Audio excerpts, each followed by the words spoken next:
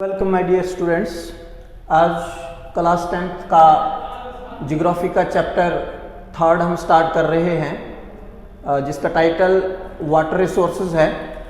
और water resources में सबसे पहले मैं आपको ये इंट्रोडक्शन पार्ट है इस वीडियो का, इस चैप्टर का आज इंट्रोडक्शन पार्ट जो है वो मैं आप तक पहुंचाने की कोशिश करूंगा।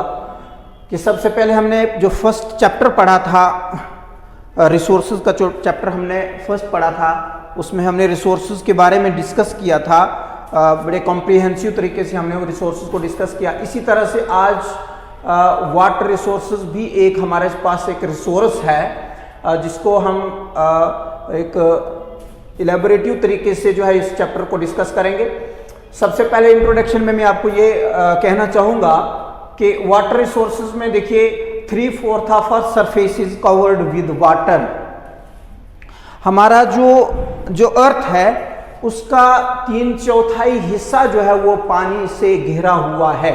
यानी इट मीन्स ये आपकी अर्थ है, यानी 3/4 जो है लगभग जो है ये आपका 71% जो है ये वाटर आता है।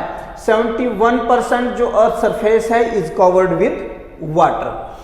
और जो यूजेबल वाटर है हमारा, जैसे हमें यूजेबल वाटर में आता है हमारा surface run of and ground water, जो जमीन पे पानी बहता है या जो ग्राउंड वाटर है, तो उसमें हम जो है इसको देखिए सरफेस रन ऑफ जो वाटर है, जो जमीन पे आपका पानी बह रहा है, जिसको हम इवेपोरेशन, कंडेंसेशन और प्रेसिपिटेशन की उस फॉर्म में जो है रिसीव करते हैं, तो ये रिन्यूएबल है, ये यूजेबल है। इसको हम जो है ये अपने आप को रिन्यू कर लेता है। या जो ग्राउंड वाटर है ये भी इस तरह से हम इसको भी यूज करते हैं। लेकिन साथ में then why water is scarce, तो फिर वाटर की कमी क्यों है? जब इस तरह से अगर इतना है वाटर जो है इतना अवेलेबल है, तो फिर वाटर की कमी क्यों है? तो देखिए 96.5% of total volume of water is in oceans.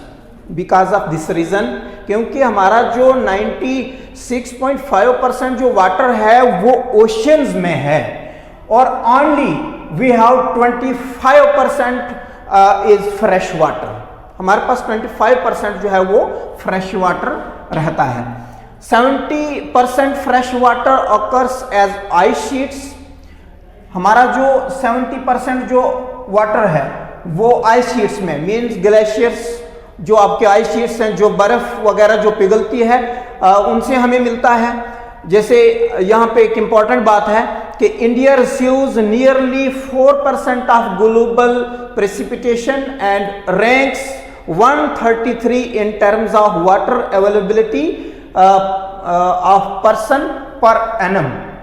देखिए हमें अपनी नेचर का जो है ग्रेटफुल होना चाहिए, उसका थैंक्स करना चाहिए कि हमें 4% जो ग्लोबली प्रेसिपिटेशन है, हमारे इंडिया को जो है वो 4% प्रेसिपिटेशन का जो शेयर है वो मिल रहा है। नियरली 4% प्रेसिपिटेशन बहुत होता है, क्योंकि इंडिया जो 4% प्रेसिपिटेशन ग्लोबली जो ले रहा है ये बहुत होता है। बहुत ज़्यादा शेयर जो है वो हमें प्रेसिपिटेशन का मिलता है। और India ranks 133 in terms of water availability person per annum. यानी पर एनम वाटर जो हमारे इंडिया में पर्सन को मिलता है, पर पर्सन जो है वो 133 रैंक्स पे आता है। Total renewable water resources of India are estimated at 1897 square kilometre per annum. देखिए हमारा इंडिया जो है वो प्रेसिपिटेशन से, हमारा इंडिया का जो एरिया है वो 1897 स्क्वायर किलोमीटर पर एनम जो है वो रेनफॉल जो है वो प्रेसिपिटेशन से जो है वो रिसीव करता है। टोटल एरिया जो है वो हमारा इतना जो है वो सैराब होता है बारिशों से।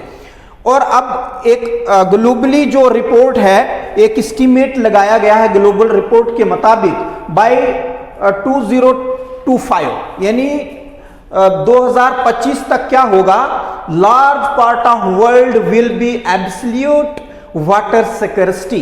2025 तक जो है एक रिपोर्ट के मुताबिक ये कहा गया है कि पूरे दुनिया में जो है पानी की किल्लत हो जाएगी, पानी की कमती हो जाएगी, और जिसमें हमारा इंडिया भी जो है उस लपेट में आ सकता है, क्योंकि ये एक रिपोर्ट के मुताबिक जो है ये कहा गया है कि बाय 2025 तक जो है ऐसा होने वाला है। तो ये एक इंट्रोडक्शन पार्ट जो है मैंने आपको बताई कि वाटर रिसोर्सेज का कितना शेयर हमारे पास है, हम कितना यूज करते हैं, और इससे हमें हमारी ज़मीन जो है वो कितनी सैराब होती है, और हमें ग्लोबली प्रेसिपिटेशन जो रिसीव होती है हमारी इंडिया में वो कितना है। तो ये सारी चीज़ें मैंने आपको इंट्रोडक्शन पार्ट की ये वीडियो आज मैंने आप तक पहुंचाई है।